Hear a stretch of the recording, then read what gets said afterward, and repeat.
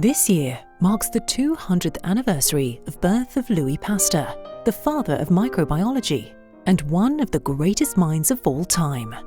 To commemorate this outstanding jubilee, the University of Warsaw, in partnership with several other universities and research institutions across Poland, is organizing on November 29th and 30th an international scientific conference under the motto, "The last word belongs to microbes."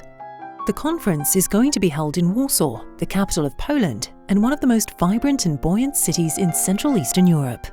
Warsaw is also one of the largest European agglomerations. With nearly 2 million residents, it ranks 7th most populous metropolis in the European Union. The city, picturesquely situated on the Vistula River in the heart of the Mazovia province, amalgamates myriads of contrasts which are deeply rooted in ethnic, cultural and religious diversities, which have always been the pulse beat of Poland and have profoundly shaped its historical and social profile. To understand contemporary Warsaw, one must first learn a little about its history. This footage is to briefly guide you through the rich yet tumultuous history of the city, introducing some of its most famous sites and places of interest.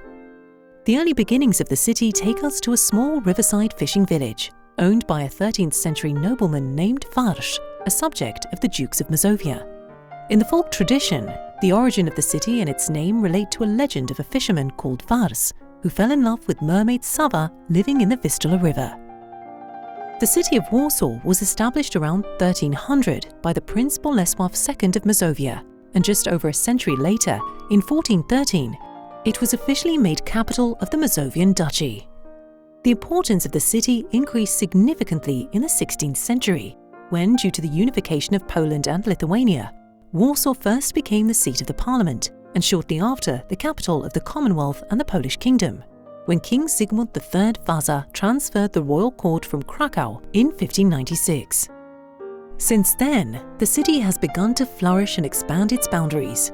The most prominent architectural landmarks, which date back to the 16th century, are the Barbican, a defense tower, one of the few vestiges of the fortification that once surrounded the city, and the Royal Castle, whose front facade overlooks the square over which towers the Zygmunt's Column, which in turn is the oldest secular monument in Warsaw and the very essential hallmark of the city. Through much of the 17th and 18th centuries, Warsaw continued its dynamic development, reaching its cultural and artistic pinnacle in the late 18th century, under the reign of King Stanisław August Poniatowski. During that time, numerous palaces, mansions and tenements were either newly installed or refurbished. Of utmost beauty is the Łazienki Park, or the Royal Baths, one of the most beguiling park complexes in Europe. Central to the complex is the Palace on the Water, where the king lived in the summer months and held the famous Thursday lunches, gathering the leading figures of the Polish Enlightenment, scientists, writers and politicians. Attached to the palace is the Theatre on the Isle, whose architecture was inspired by the ruins of Herculaneum and which served as a place of performance for actors and musicians. The Royal Baths accommodate over 40 other buildings and monuments connected with the history of Warsaw, just to mention the Belvedere Palace, the former residence of Polish presidents, which now hosts ceremonial receptions, often attended by heads of state and other state officials, or the Chopin Monument, at the foot of which the open-air audiences enjoy summer recitals given by the finest pianists from Poland and abroad. During the Stanislavian period, apart from being a thriving centre of cultural and intellectual life, Warsaw played a pivotal role in pursuing political resurgence of the country. Under the threat of invasion from 3 neighbouring empires, Austria, Prussia and Russia. Among the instituted reforms, the most important was the Governance Act of the 3rd of May 1791, adopted by the so-called Great Parliament at the Warsaw's Royal Castle. This document is considered the first modern constitution in Europe and the second in the world after the Constitution of the United States. The proclamation of the Constitution only expedited the fall of Poland. It spurred the enemies to launch a ferocious attack that ultimately led to the partition of Poland, which completely expunged it from the map of Europe. Although several attempts were made to break the yoke of captivity, the most dramatic being the national uprisings, which were ruthlessly stifled by the invaders, it was only after the end of World War I in 1918 that Poland regained its independence with Warsaw reinstated as its capital. Despite heavy reprisals against national liberation activities and methodical action of Russification, since Warsaw was under the rule of Tsarist Russia, the city persevered and continued to develop economically and socially. In the late 19th century, Warsaw was equipped with the first modern sewage and water supply network, gas street lighting, horse-drawn tramways, and the first telephone lines. As a corollary of rapid urbanization and industrialization, the city witnessed a huge upsurge of population and substantial amelioration of living conditions. The interbellum period was marked by further progress in municipal infrastructure and public services. By 1925, Warsaw's population exceeded 1 million inhabitants, and by the mid-1930s, Warsaw ranked the 7th largest city in Europe, ahead of Rome and Madrid, and the most densely populated city on the old continent. The city's vigorous development with great panache and flair, as well as its multinational and multicultural makeup, earned Warsaw the name of Paris of the North. This Warsaw's heyday was brutally interrupted on September 1, 1939, when Nazi Germany invaded Poland, triggering World War II. After a nearly month-long heroic defense, Warsaw capitulated, and like the whole country, fell under the Nazi occupation. From its early days, the Germans started a terror campaign to suppress any political, social, and cultural activity. Mass searches and arrests, street roundups and executions, deportations for forced labor, or to concentration camps became an everyday reality. At the same time, the city was systematically plundered of all its treasures and goods. However, despite the escalating terror and intimidation, Warsaw persisted as the hub of the Polish resistance movement, which was the largest in occupied Europe.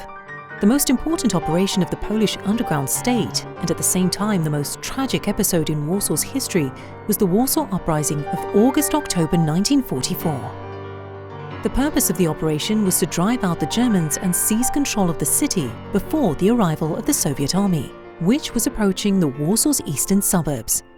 This operation was supposed to guarantee Poland's sovereignty at the end of the war.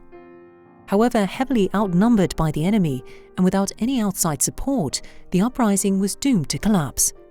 And yet the insurgents held off German forces for 63 days, fighting the longest urban battle of World War II. This battle was also the most savage and appalling the war ever saw, with the death total estimated at 200,000 people, including 20,000 soldiers and up to 180,000 civilians. All those who survived were expelled from the city to transit and prisoner of war camps. Warsaw was, on Hitler's order, razed to the ground, leaving around 85% of the city in ruins. No other European city suffered as much. Overall, during World War II, Warsaw lost about 800,000 citizens. The entire Warsaw's Jewish community perished. An estimated 400,000 Jews died in the Warsaw Ghetto or in death camps. Today, hundreds of monuments and plaques are scattered throughout Warsaw, remembering about the atrocities brought upon Warsaw people by the Nazi subjugation and commemorating its innumerable victims. Two modern multimedia museums pay homage to the Warsavians who lost their lives in the turmoil of World War II. One is the Warsaw Rising Museum, housed in the old tram power station in the Wola district, which was the scene of a bloody massacre in the first days of the uprising. The museum shows both the struggle and daily life of insurgents, as well as the post-war fate of the uprising survivors. The other is the Museum of the History of Polish Jews, located on the site of the former Warsaw Ghetto. The museum not only documents the hecatomb of Holocaust, but also explores the 1,000-year history of the Jewish-Polish coexistence. After the war, Warsaw regained its status as the capital of Poland, but not its independence. Like the whole country, which, following the Yalta agreements, came under the Soviet control and became, for more than 40 years, a satellite state governed by a repressive communist regime. Yet the city has been brought back to life. It is said to have risen like the phoenix from its ashes. However, the city landscape known before the war was radically reshaped and remarkably impoverished aesthetically. The country's new leaders envisioned Warsaw as an all-new city, built in the style of socialist realism, extolling the glories of the communist model of society.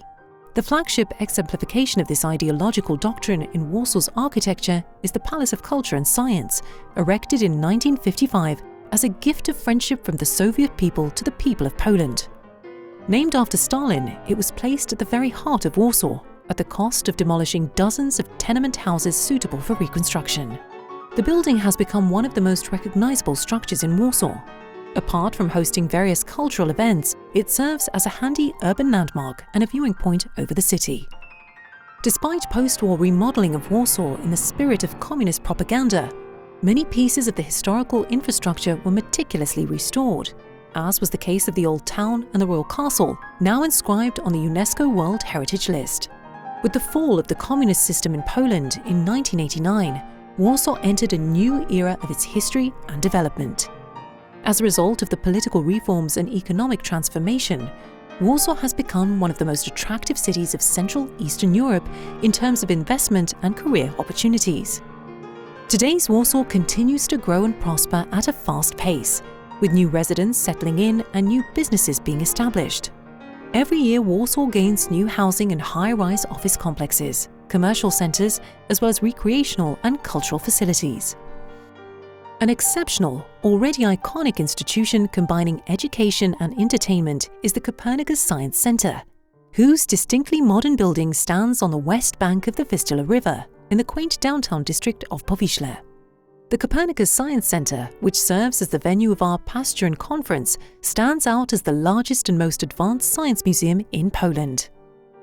It provides numerous audiovisual and interactive exhibits which allow visitors to carry out experiments on their own and delve into the mysteries of nature in a witty and playful way.